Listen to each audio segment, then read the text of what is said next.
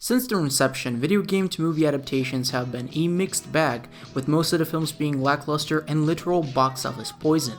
Problems surrounding these productions range from having terrible creative decisions, incompetent directors, and also there have been little to no films that actually try to be serious with the source material provided. Mother! You're alive! Too bad you will die. People claim there is a curse surrounding these video game to movie adaptations, and I actually feel like they are probably true, because this highly ambitious film project based on a video game that got unproduced was probably the biggest missed opportunity that could have set industry standards. Today we're exploring the story of what could have been the biggest video game to movie adaptation, and that is Peter Jackson's Halo.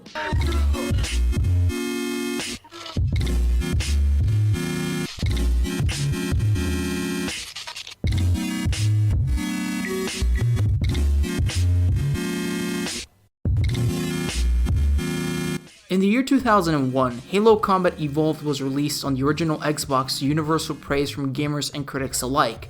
The game set standards for console first-person shooters at the time, and it's undeniable that it helped boost the original Xbox's sales in a market the console was fairly new to. It is hardly surprising that such a successful game wouldn't catch the eyes of Hollywood executives, as in 2002, a bunch of producers called Bungie with an offer to buy the Halo license and make a film.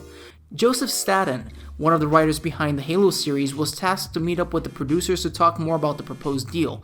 He was surprised at the fact that the producers were big fans of the game, but something about the deal was worrying him, and that was the lack of a guaranteed creative control on Bungie's behalf on the project. It was due to these concerns that made Staten decline the deal. In his blog post on the Bungie website titled The Great Hollywood Journey Part 1, he writes, "Cashing in was much less important to us than securing a seat at the creative table, but that wasn't the only reason why we balked. Parsons and I knew that any time we spent listening to Hollywood's siren call would be the time not spent thinking about Halo 2, and that loss of focus could be very, very dangerous. After some sincere thanks but no thanks, we put the movie project on hold."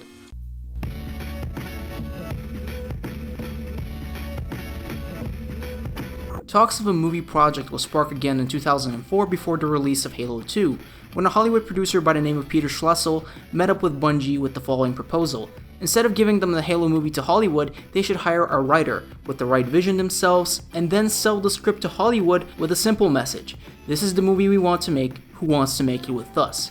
One of the writers approved by Schlessel was Alex Garland, who Joseph Staten vouched for as soon as he saw his name, because sometime prior to the discussion ever taking place, both Staten and Martin O'Donnell, who is Bungie's audio director, caught a late night showing of Garland's horror movie 28 Days Later, and they loved it, and had considered him as a director for a Halo film in a what-if situation, with O'Donnell saying, "I bet that Garland guy would be all over the flood."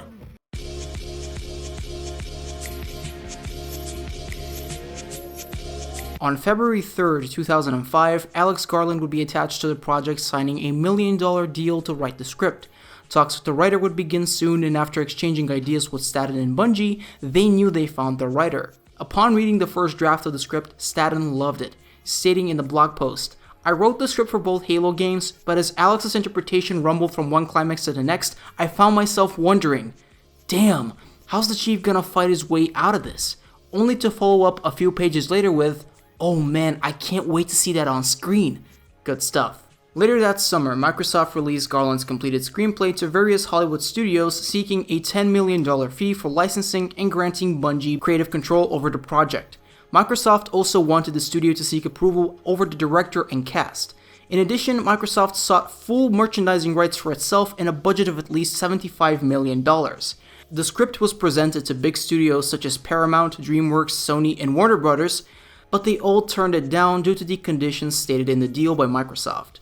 Shortly after, Universal and 20th Century Fox entered negotiations with Microsoft for the smaller fee of $5 million, but with 10% of the gross.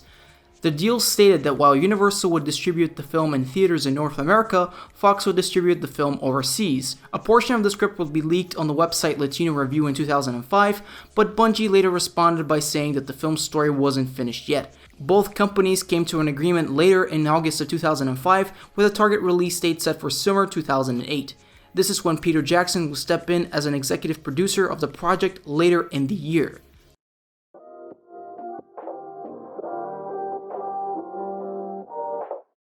On July 13th, 2006, a new draft of the script with some of Garland's elements was being written, this time by D.B. Weiss, known for his work on the Game of Thrones show. The following month, Peter Jackson picked Neil Blomkamp as a director. He was a pretty new director at the time, and he was picked solely because of his impressive Halo short films and the previous work with Jackson. Before Neil Blomkamp was attached, Guillermo del Toro was in talks to direct, but he backed out in favor of other film commitments. The project's release date would be moved to a year later in the summer of 2009. In preparation for the film, Bungie prepared an exhaustive encyclopedia for the project called the Halo Story Bible of every topic, character, ship, and species in the Halo games and novels. According to Joseph Staten, Master Chief would serve as rather a secondary character, saying in an interview with Newsweek, "In the film, the other characters begin to comment on Master Chief's anonymity, like, who is he, and what's the story? He becomes a really wonderful source of mystery, a sort of anonymous problem solver, so we definitely worked on that." In the final version of the script, the Master Chief was certainly absolutely critical to the film, but there were other characters around him which carried most of it, and that did most of the emotional heavy lifting. The Master Chief was there in support of their story. The project was in great danger in October of 2006 after Universal and 20th Century Fox opted out of the deal. In an interview with Variety, a representative of Peter Jackson and Fran Walsh explained, Universal, on behalf of both studios, asked for a meeting with the filmmakers just prior to the due date of a significant payment. Basically, they said that in order to move forward with the film, the filmmakers had to significantly reduce the percentage of the profits they would receive from the film. They waited until the last minute to have this conversation. Peter and Fran, after speaking with the producing partners and with Microsoft and Bungie, respectfully declined. Blomkamp was still working on the project while Microsoft sought other distributors for the project, but it would later enter development hell, postponing production from going any further.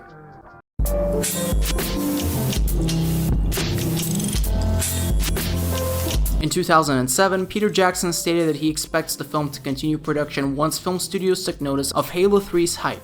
The same year, Blomkamp directed a set of live-action short films called Halo Landfall as promotional material for Halo 3. It's unknown whether those short films were testing the waters for a potential full-length film, but it's the closest to ever seeing Blomkamp's version of Halo. While Neil Blomkamp stated in one interview that the project was dead, Frank O'Connor, Bungie's content manager, later denied the statement in an interview with Game Informer.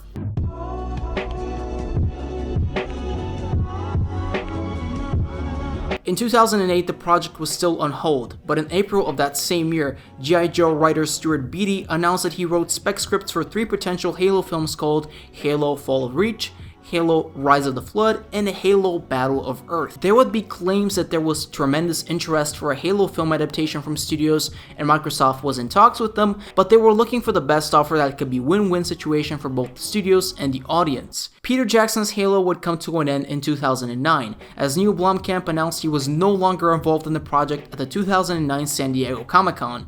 Peter Jackson said in interviews that it was the studio politics that eventually pulled the plug on the Halo film, and both directors would instead move on to a different project, District 9, which would end up being a huge success for Blomkamp with multiple Academy Award nominations.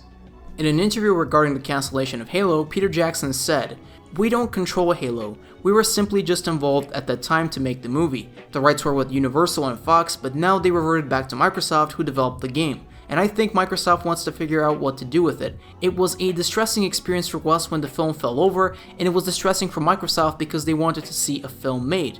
The studio politics was the reason why it fell over. They had a bad experience as well. They are just trying to figure out what their relationship with Hollywood is. If any company can make a film independently without the need of a Hollywood studio, it would be Microsoft. Maybe that's why they will choose to do, and maybe they'll come back to us to talk to us. I'm not sure." Even though Microsoft claimed that Peter Jackson's Halo was still in the works during that time, Jackson never confirmed or denied the claims.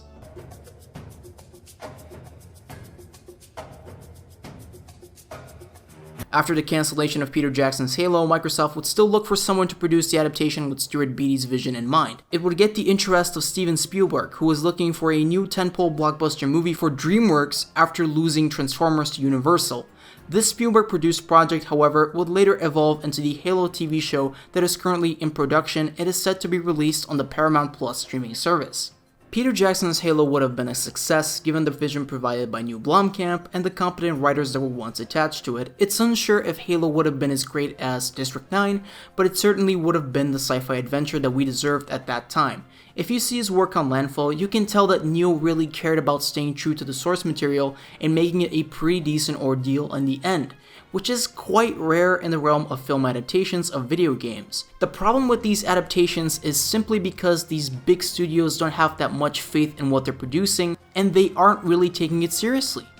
Movies based on comic books suffered the same way, but studios later went on to produce some solid comic book movies, even though it's getting quite absurd with the amount of them being produced at this moment.